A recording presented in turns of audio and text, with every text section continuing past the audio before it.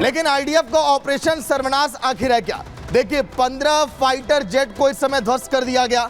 एक एक इलाके जहां पर हथियार इस समय सीरिया ने छुपा कर रखे हुए हैं, 80% हथियारों को इस समय नष्ट कर दिया गया है। अब ज्यादा कुछ अब बचा नहीं है सीरिया के अंदर, क्योंकि हर एक हथियारों पर इसी तरह से कब्जा किया जा रहा है, उसे निस्तानाबूद किया जा रहा है। देखिए रॉयल एयरबेस को भी तबाह कर दिया गया ताकि कोई भी वहां से लड़ाकू विमान उड़ान ना भर पाए। एयरबेस के इंफ्रा को भी पूरी तरह से उड़ा दिया गया और ये तबाही का मंजर इस समय सीरिया में रूस, तुर्की, अमेरिका कई हिस्सों पर इस समय मचा रहा है। बफर जोन भी अपना बना चुका है रूस। यहाँ पर सीरियाई नेवी को भी बर्बाद कर दिया गया ताकि जल से भी हमला ना हो, ना आसमान से हमला हो। सीरियाई लड़ाकों को कैसे उन्हीं के घर में उनको ढेर किया जाए, उन्हें मौत की नींद सुलाई जाए। ये देखिए मिडिल ईस्ट में कई सारे देश इसकी प्लानिंग अब कर चुके हैं। एडवांस वेपनरी सिस्टम को भी यहाँ पर खाक किया गया है। कई केमिकल वेपन को भी लगातार देखिए नष्ट किया जा रहा है। खुफिया विभाग का हेडक्वार्टर पूरी तरह से बर्बाद कर दिया गया ताकि कोई भी खुफिया जानकारी सीरिया के अंदर उन लड़ाकों तक ना पहुंच पाए। इसके साथ ही साथ कई बैलिस्टिक मिसाइल, कई साइंटिफिक रिसर्च सेंटर को भी वहां पर देखिए जमींदोज किया गया है। इन रिसर्च सेंटर के अंदर लगातार रिसर्च किया जाता था बड़े हथियारों को लेकर। वहीं क्या तस्वीरें वहां से सामने आई वो हम आपको दिखा रहे। देखिए असद के शासनकाल में हवाई हमले तो किए गए, लेकिन आईडीएफ के लड़ाके एक एक करके हर उन इलाकों में भी जा रहे हैं जहां पर सीरिया ने अभी भी हथियार छुपा कर रखे हैं। ये हथियार अगर विद्रोहियों के हाथ लग गए तो इसका गलत इस्तेमाल वो करेंगे अन्य देशों पर युद्ध में, क्योंकि आपने देखा था असद के जाने के बाद इस समय सीरिया की नजर है रूस पर।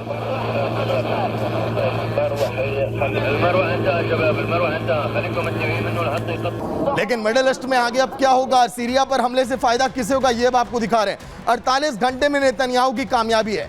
इजराइल की फायरिंग रेंज में देखिए इस समय दमिश्क में पहुंच चुका है। वहीं हथियार डिपो इस समय तबाह कर दिए गए। हिजबुल्लाह को हथियार की सप्लाई पर भी पूरी तरह से रोक अब लगा दी गई है। वहीं सीरियाई नेवी को भी देखिए बर्बाद कर दिया गया। समंदर से एक आशंकित खतरे का जो खात्मा था उसे भी कर दिया गया कि समंदर से कोई हमला ना हो सके। सीरियाई नेवी को इसीलिए तबाह किया गया ताकि जमीन, आसमान, समंदर कहीं से भी हमला ये वहां पर ना हो सके। लेकिन अब आगे देखिए इस जंग में होने क्या वाला है, क्योंकि जंग की आग लगातार भड़कने लगी है। बड़ी खबर युद्ध से जुड़ी एक और बड़ी खबर खत्म की जा रही है। असद परिवार की निशानी, कल तस्वीरें सामने आई थी किस तरह से असद के भाई को निशाना बनाया गया, असद के परिवार की निशानी मिटाई जा रही है।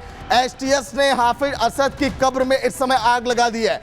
कब्र जहां पर थी असद के परिवार के सदस्यों की, उसे भी देखिए एक एक करके आग लगाया जा रहा है। हाफिज की कब्र के पास इस समय देखिए आगजनी की गई है। एक एक कब्रों को ढूंढा जा रहा है जो असद के परिवार के लोगों के थे, और इसी तरह से उन्हें आग के हवाले किया जा रहा है ताकि असद परिवार का पूरी तरह से खात्मा। अल्लाहु अकबर, इत्तिहाम कब्र अल-मक़बूर المجرم الطاغوت الدكتاتور حافظ الأسد لعنه الله. الله أكبر ولله الحمد. المجاهدون الآن يحرقون ضريحه الكلب.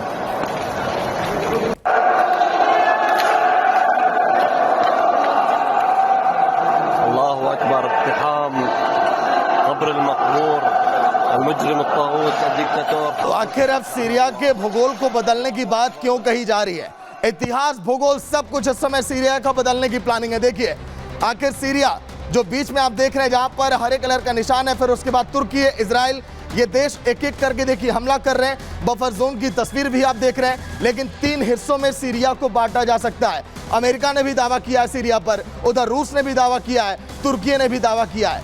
ये तीनों देश ये चाहते हैं कि एक एक हिस्से सीरिया के हमारे पास आ जाए। देखिए अब आगे तुर्की, इजराइल और अमेरिका के कब्जे की आशंका है सीरिया पर। उत्तरी सीरिया को एसडीएफ ने छोड़ दिया है और इसलिए यहां पर देखिए कहा जा रहा है कि कब्जा जो है हो सकता है अन्य देशों का भी। तुर्की उत्तरी हिस्से पर इस समय कब्जा जमा सकता है। धीरे धीरे करके सीरियाई सेना को वहां पर देखिए मारा जा रहा है। उत्तर पूर्व के हिस्से पर अमेरिकी बेस इस समय मौजूद है। उन इलाकों पर देखिए कैसे चढ़ाई की जाए ये भी तुर्की, अमेरिका, रूस अब समझ चुके हैं। इजराइल का गोलाना हाइट्स ये सबसे ऊंची ये चोटी है, यहां पर भी इस समय देखिए कब्जा। दक्षिण पूर्व को इजराइल इस समय नियंत्रण में लेना चाहता है। खामेनेई इस बात को लेकर बहुत परेशान है। एक बड़ी खबर आपको बता रहे हैं, सीरिया में युद्ध से जुड़ी एक और बड़ी खबर, जहां पर एक एक करके कब्जा। इजरायली रक्षा मंत्री काट्स का बयान भी अब सामने आ चुका है।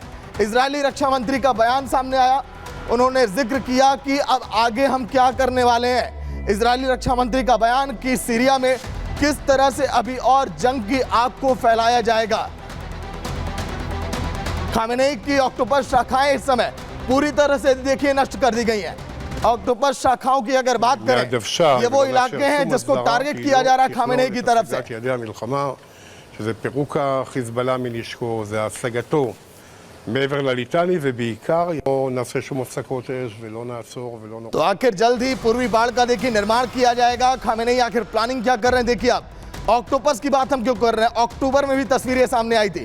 गाजा हमास, हिजबुल्लाह लेबनान की बात करें, सीरिया हयात तहरीर अल शाम और यमन हूती, ये वो इलाके हैं ऑक्टोपस जो अक्टूबर में भी कहा गया था खामेनेई की तरफ से, और इसी प्लानिंग के तहत लगातार देखिए हमले किए जा रहे हैं। लेकिन अब इस मिशन को रूस चाहता है कि कैसे तबाह किया जाए, इजराइल चाहता है कि कैसे ऑक्टोपस प्लान को देखिए जड़ से हटा दिया जाए। एक बड़ी खबर आपको बता रहे हैं, ऑक्टोपस प्लानिंग तो चल रही है, लेकिन एक और बड़ी खबर, अमेरिकी विदेश मंत्री एंटनी ब्लिंकन का बयान अब सामने आ चुका है। विदेश मंत्री एंटनी ब्लिंकन क्या कह रहे हैं वो भी हम आपको बताएंगे, लेकिन अब उनका ये कहना कि हमारी इसमें भागीदारी क्या होगी, क्योंकि सीरिया के कुछ हिस्सों पर अमेरिका ने भी अपना दावा शुरू से किया है। सीरिया में अल्पसंख्यकों की रक्षा कौन करेगा, यूएस का ये कहना, क्योंकि हमने आपको बताया कि कई ऐसे चर्च हैं जिस पर हमला किया जा रहा है, चर्चों को निशाना बनाया जा रहा है। वहीं ईरानी नेता खामेनेई की यूएस को दो टुकड़ा। खामेनेई ने कल के दिन अमेरिका, इजराइल और तुर्की पर बड़ा आरोप लगाया था, और अब ईरानी नेता खामेनेई की यूएस को अब दो टुकड़ा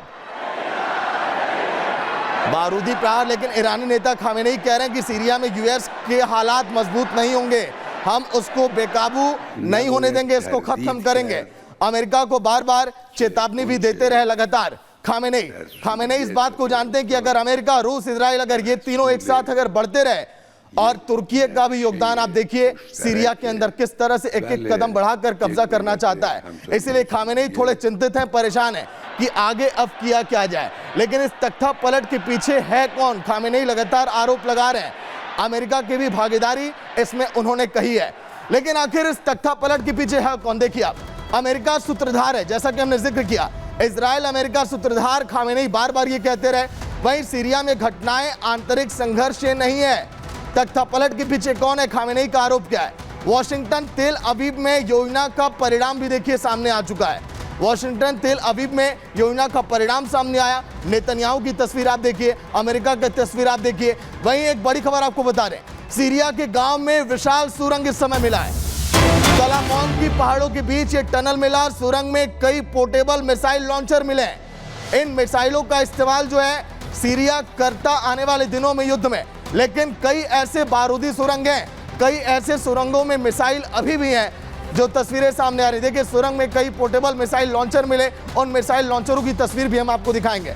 देखिए आप इन तस्वीरों को आप देखिए, सुरंग में जो पोर्टेबल मिसाइल लॉन्चर मिले, इन लॉन्चरों तक पहुंचना मकसद था लड़ाकों का, अमेरिका का, रूस का, तुर्की का, कि आखिर कैसे इसका पता लगाया जाए, क्योंकि इसी से बड़ी तबाही जो है सीरिया मचाना चाहता था मिडिल ईस्ट के अंदर।